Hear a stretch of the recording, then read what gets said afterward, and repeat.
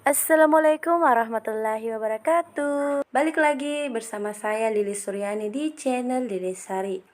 Apa kabar teman-teman semua pejuang NIP?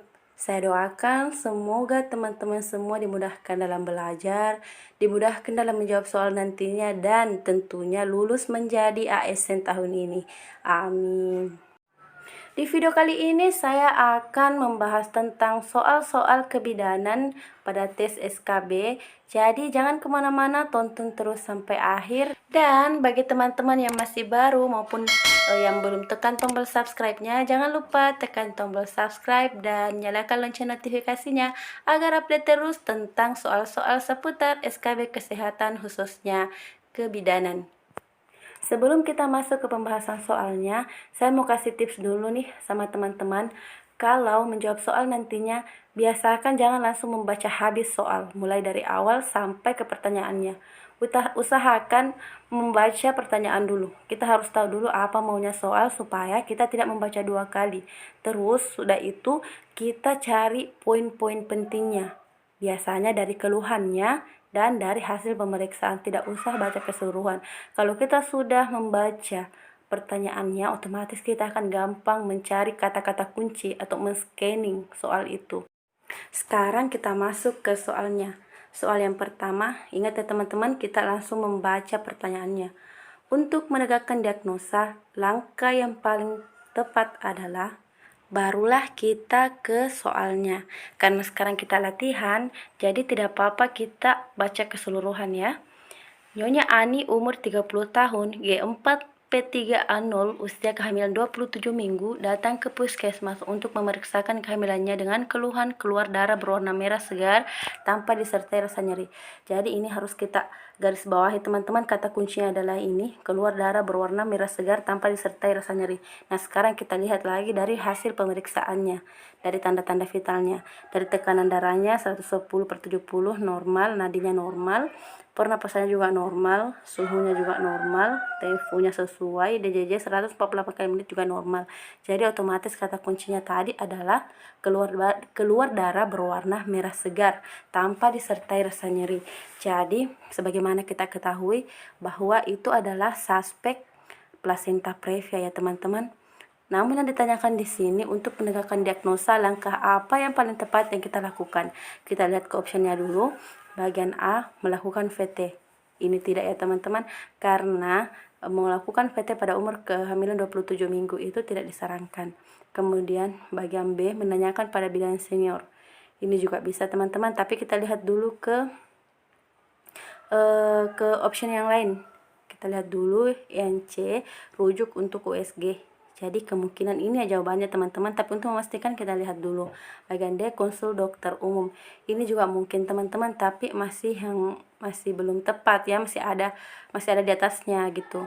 Kemudian E, memasang inspekulum. Ini juga bukan ya teman-teman, karena dia masih 27 minggu. Jadi langkah yang paling tepat yang harus kita lakukan itu adalah rujuk untuk USG, karena dari USG akan kelihatan kalau betul terjadi placenta previa.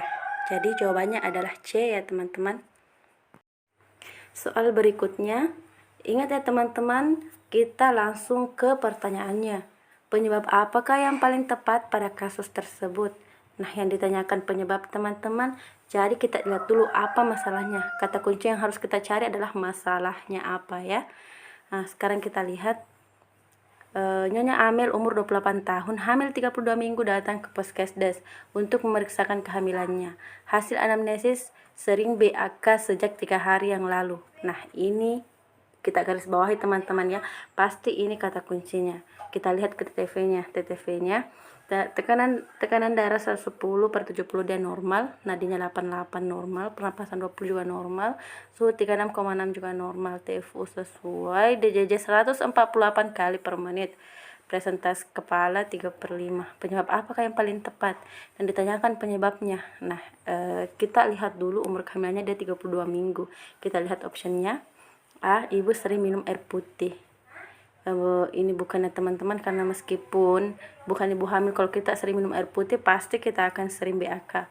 Kemudian bagian B, letak kandung kencing berdekatan dengan uterus. Iya betul, tapi kita lihat dulu ke option yang lain. Kemudian C, peningkatan natrium dan garam dalam tubuh ibu hamil. Ini bukan penyebab utamanya teman-teman. Kemudian D, uterus yang mulai membesar menekan kandung kencing.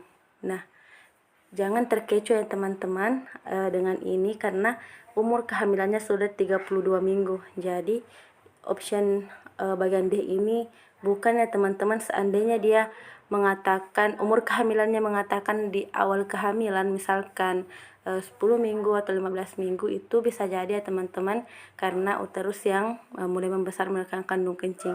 Tapi karena ini umur kehamilannya 32 minggu, jadi itu pasti bukan ya teman-teman. Kemudian kandung kemih tertekan oleh penurunan kepala janin. Nah, ini jawabannya teman-teman. Bagian kandung kemih tertekan oleh penurunan kepala janin karena sesuai sama umur kehamilannya. Jangan sampai terkecoh dengan pilihan D ya teman-teman. Soal selanjutnya, diagnosis apakah yang paling mungkin pada kasus tersebut? Kita lihat sekilas pada optionnya. Kemudian kita ke soalnya. Nyonya Tini, umur 30 tahun, G1 penol anol, datang ke BPM dengan keluhan aminore 3 bulan. Hasil anamnesis, sering merasa mual dan muntah sejak 1 bulan yang lalu. Hasil pemeriksaan tekanan darah normal 120/90, pernapasan 20, nadi 84, TVO 1 jari di bawah pusat. Tidak teraba balotemen, terdapat bercak kecoklatan dan jaringan seperti gelembung. Nah, kalau bercak kecoklatan, kemudian ini kata kuncinya teman-teman, tidak teraba balotemen, kemudian terdapat bercak kecoklatan dan jaringan seperti gelembung. Jadi dia itu adalah mola hidatidosa. Nah, kita lihat optionnya dia ada di mana. Oh, dia ada di D. Jadi jawabannya adalah D, mola hidatidosa. Begitu ya. Soal selanjutnya, diagnosis apakah yang paling mungkin pada kasus tersebut? Nah, kita lihat sekilas pada optionnya, kemudian kita ke soalnya. Nyonya Ati, G2P1 anol, hamil 34 minggu, datang ke BPM dengan keluhan sering pusing sejak 1 minggu yang lalu. Nah, ini kita garis bawahi. Hasil anamnesis, keluhan disertai mudah lelah. Ini juga ya teman-teman, kita garis bawahi. Kemudian kita lihat ke TTV-nya. Nah, TTV-nya ini tekanan darah 100/70, ini normal ya. Nadi 80 kali per menit juga normal, pernapasannya 20, ini juga normal.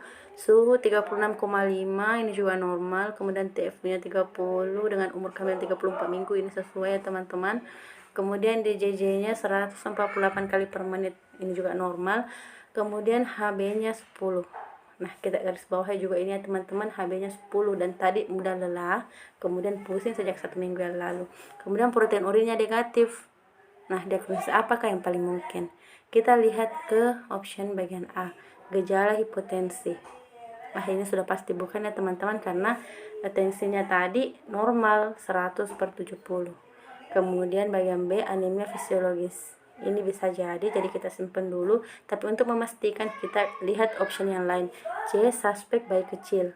Ini tidak ada data yang menunjukkan ya teman-teman, tidak ada data yang mendukung untuk suspek bayi kecil. Kemudian bagian D, gejala preeklamsi. Ini bukan ya teman-teman, karena protein urinnya negatif. Nah, bagian E, kehamilan malposisi.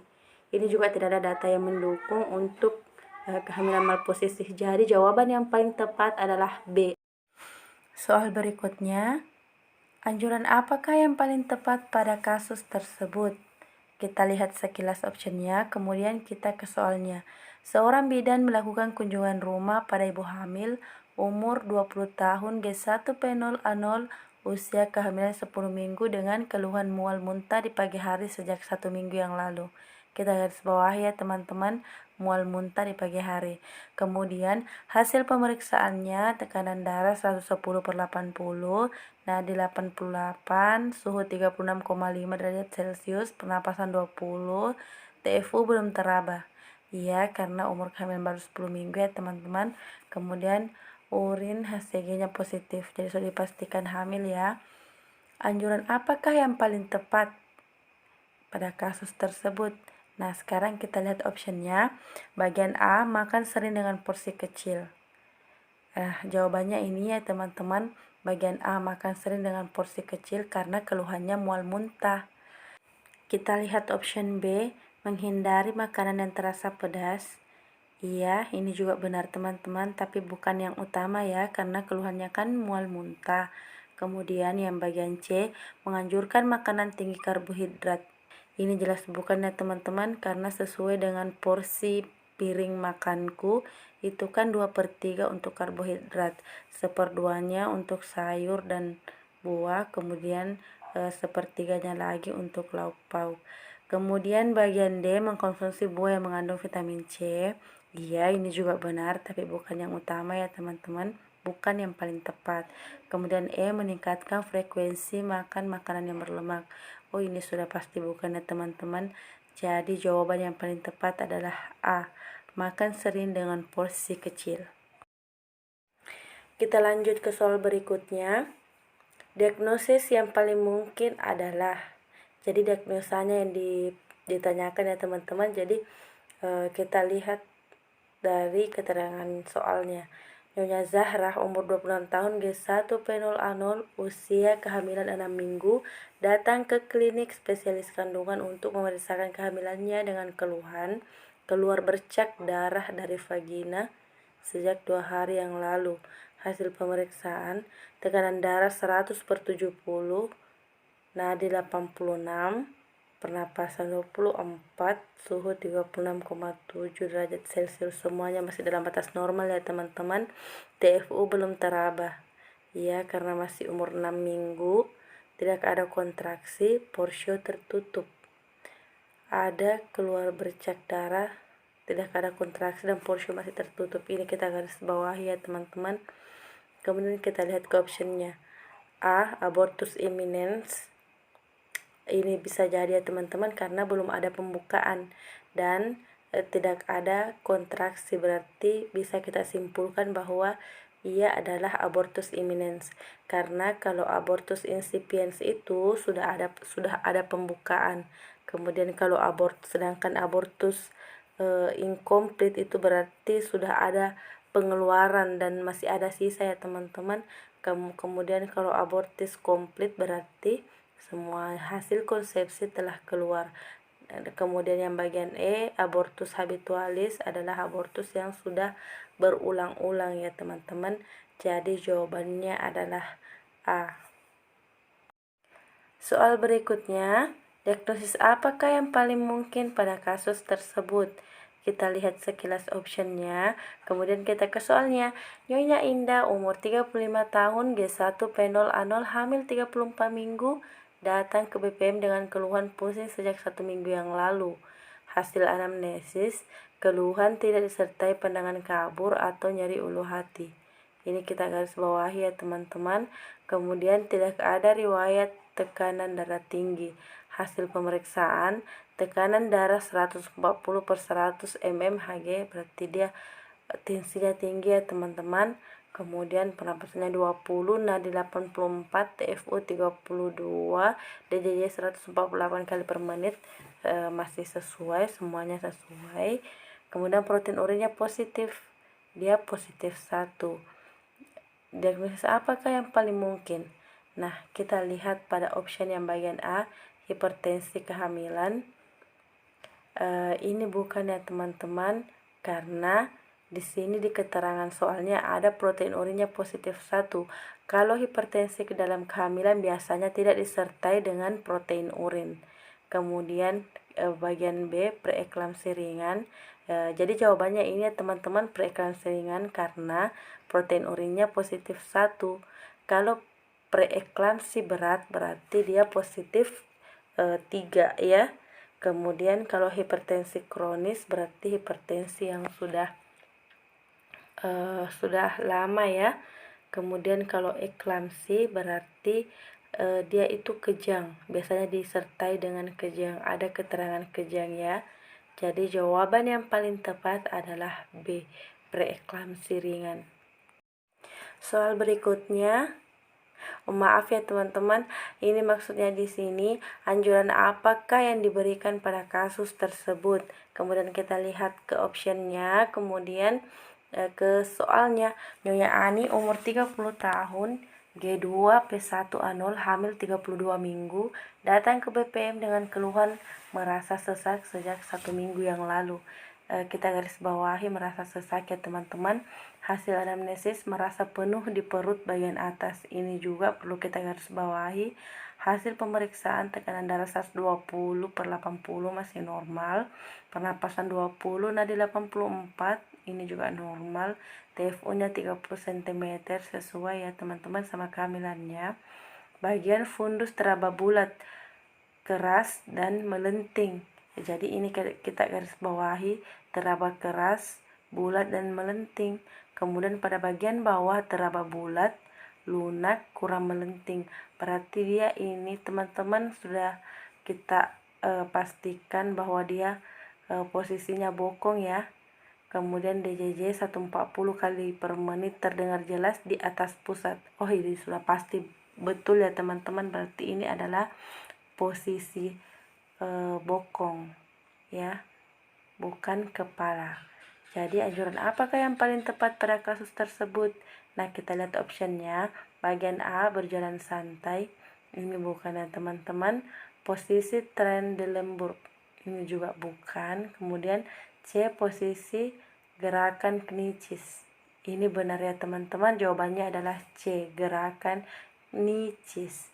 Itu posisinya nungging, kemudian bagian dada itu dirapatkan ke lantai. Soal berikutnya, kapankah rencana kunjungan ulang pada kasus tersebut? Kita lihat sekilas optionnya, kemudian kita ke soalnya. Nyonya Ani umur 28 tahun, G3 P1A1, hamil 32 minggu, datang ke Polindes dengan keluhan bengkak pada kaki sejak 1 minggu yang lalu. Kita garis bawahi umur kehamilannya teman-teman, dia 32 minggu. Hasil anamnesis, keluhan berkurang setelah diistirahatkan. Hasil pemeriksaan tekanan darah 120/80, nadi 280, pernapasan 20, suhu 36,6 derajat Celcius, semuanya masih dalam batas normal. TFU-nya 30 cm juga sesuai, DJJ 144 kali per menit juga sesuai. Kapankah rencana kunjungan ulang pada kasus tersebut? Nah, di sini umur kehamilannya 32 minggu, kemudian ada bengkak pada kaki sejak 1 minggu yang lalu. Kapankah rencana kunjungan ulang pada kasus tersebut? Nah, kita lihat di optionnya. Jadi jawabannya itu adalah B ya teman-teman, 2 minggu. Karena umur kehamilannya 32 minggu, dia masuk trimester ketiga. Jadi pada trimester ketiga kunjungannya itu setiap 2 minggu. Jika umur kehamilannya 36 minggu ke atas, kunjungannya bisa setiap dalam 1 minggu. Oke teman-teman. Soal berikutnya, berapakah dosis tablet FE yang dianjurkan sesuai pada kasus tersebut? Nah, kita lihat sekilas optionnya, kemudian kita ke soalnya. Nyonya Ani umur 27 tahun, G3 P1A1, hamil 20 minggu, datang ke BPM untuk memeriksakan kehamilannya. Hasil anamnesis, merasa pusing sejak 1 minggu yang lalu. Hasil pemeriksaan tekanan darah 120/80 mmHg, normal ya. Nadi 80, pernapasan 24, suhu 36,6 juga normal. HB-nya 11,2. Dia standar ya teman-teman HB-nya. Kemudian berapakah dosis tablet FE yang dianjurkan? Nah, tablet FE yang dianjurkan itu karena dia HB-nya masih normal ya, masih standar. Jadi yang diberikan adalah 1 kali 60 mg. Jawabannya ada di A. Oke teman-teman, sekian dulu pada video kali ini, semoga bermanfaat. Dan jangan lupa teman-teman bagikan ke sosial media kalian agar banyak yang merasakan manfaatnya. Karena iya teman-teman, satu kebaikan akan menghasilkan kebaikan yang lain. Oke, terima kasih dan sampai jumpa di video berikutnya. Assalamualaikum warahmatullahi wabarakatuh.